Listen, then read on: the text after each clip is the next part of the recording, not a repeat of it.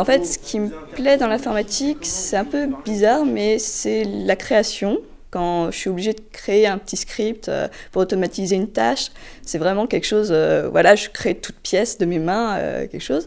Mais aussi la curiosité. Par exemple, quand je dois faire un test d'intrusion sur un système, c'est trouver la petite bête pour savoir ce qui cloche. Les qualités principales qu'on va rechercher chez ces étudiants, la première d'entre elles, c'est la curiosité, la capacité à se remettre en cause et toujours chercher à apprendre et à être curieux sur les nouvelles technologies, les nouvelles tendances qui vont sortir. La deuxième qualité importante sur laquelle on va rechercher auprès des étudiants, c'est une qualité de communicant. On veut vraiment lutter contre cette vision de l'informatique qui est qu'un informaticien travaille tout seul devant son ordinateur. C'est plutôt le cas dans les métiers réels, c'est des métiers en équipe, des métiers de projet. Donc le besoin de communication est très important. Donc au niveau des tâches, on va faire le plan là, pour les jours à venir. Donc qui fait quoi ? On va continuer. Donc on a dit que le développement et la conception serait pour moi-même, Charles et Dany pour le développement avec nous. Je crois que Marie-Gilda voulait s'occuper de cette partie-là. À l'issue d'une licence en informatique, les étudiants ont le choix à l'Université de Rennes entre 3 parcours. Un parcours s'ils sont issus d'une licence informatique avec une mention MIAGE. Le deuxième parcours qu'ils peuvent suivre, c'est un parcours réseau. Et enfin, le dernier parcours qui est le parcours génie logiciel.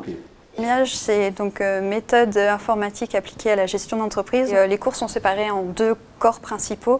Il y a vraiment le côté informatique et donc tout ce qui est le côté gestion, économie, culture d'entreprise, droit. Gestion de projet.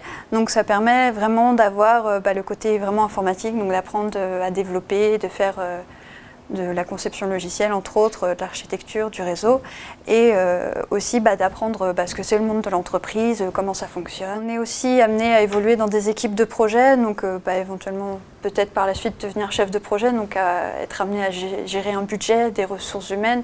Donc c'est vraiment très important de savoir la structure dans laquelle on évolue. J'ai choisi ce master parce qu'en fait ça touchait vraiment à la nouvelle technologie, contrairement au MIAGE.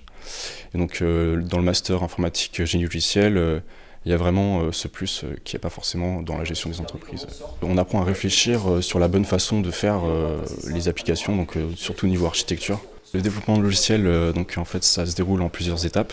Donc d'abord, on a l'expression des besoins un peu du client. Ensuite, on passe plus dans une phase d'étude un peu au niveau de l'architecture de l'application. Et enfin, là, on s'attaque vraiment au développement avec l'écriture de lignes de code dans un langage donné. L'informatique ne s'arrête pas justement à créer des logiciels. Il y a aussi toute la partie sécurité, donc toute la partie protection des données qu'on met sur Internet ou des données qu'on enregistre sur des bases de données. Le parcours sécurité des systèmes d'information, ou SSI en plus court, permet de voir à peu près toutes les facettes liées à la sécurité de l'informatique. C'est-à-dire qu'on peut très bien faire des tests d'intrusion, c'est-à-dire entrer sur des systèmes comme les hackers, comme plutôt voir les problématiques avec la vie privée. En sécurité, on peut être amené à faire du consulting, c'est-à-dire donner des éléments à l'entreprise pour qu'elle sécurise son système, ou même faire du pen test, c'est-à-dire des tests d'intrusion, ou même réfléchir à des protocoles pour s'authentifier sur les systèmes. En fait, c'est tellement large que c'est dur de faire le tour. Actuellement, les entreprises nous demandent même de former plus d'étudiants, c'est-à-dire qu'on a plutôt plus d'offres que d'étudiants sortant de nos diplômes.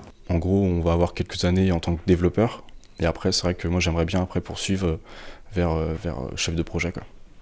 Pourquoi pas une expérience à l'étranger, quoi.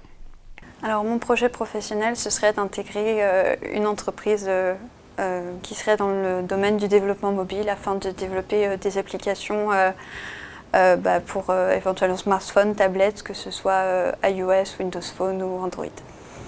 Après mon master, j'aimerais faire des tests d'intrusion et potentiellement par la suite, si ça m'ennuie, aller vers de l'audit de systèmes plus large. Voilà.